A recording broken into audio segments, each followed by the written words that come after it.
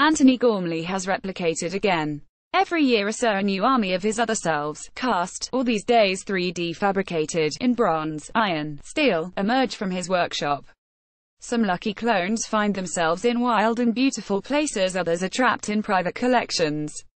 The latest clutch, Generation 2018, find themselves in the new galleries at Kettle's Yard, Cambridge until the 27th of August, one sticking out horizontally from a wall, another, an airy stack of steel bars, staring down through a window into town.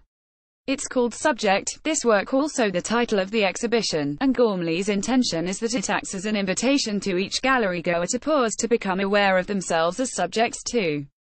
These are not figures, so goes the idea, but representations of, and triggers for, an interior mental state. Well, Subject has made me aware, but perhaps not quite in the way the artist intends. I like Antony Gormley. I interviewed him once for this magazine and found him charming. I admired his Turner Prize-winning field, but am increasingly sure that his big idea works far better in theory than it does in practice. In fact, I strongly suspect that the great diaspora of Gorms often has the very opposite effect on a viewer than the one its maker intends.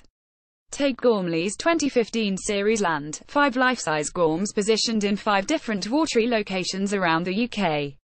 One still stands, contemplating the Isle of Arran across the Kilbrannan Sound, thanks to an anonymous donor. Again, they're intended as a poke in the ribs. Like the parrots on Aldous Huxley's Island, they remind us citizens to stop, look, to be here and now.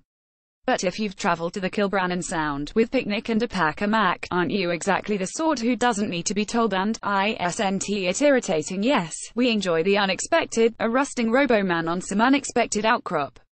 But when the surprise fades, it quite spoils the more magical feeling of having discovered a place oneself. Because it's a figure, it becomes company, and in company that very sense of lonely interiority that Gormley is trying to invoke evaporates. Gormley can insist his body casts are not figures that a sentimental reaction isn't appropriate, but is that in his gift if you're going to state, very clearly, that the viewer is part of the art form, then his views matter too, and we're animists as a species, incorrigible anthropomorphists. We project personality onto cars. The Gorms don't stand a chance. Modern figurative sculpture can work very well, it's not the art form that's the trouble, I don't think. Look at the work of a less famous contemporary of Gormley's, John Davies, neither knighted nor an OBE. Last year, as Gormley's cast iron self left the Ondarthia wing of the National Portrait Gallery, a troupe of Davies' near-life-size figures materialized in the Turner Contemporary in Margate.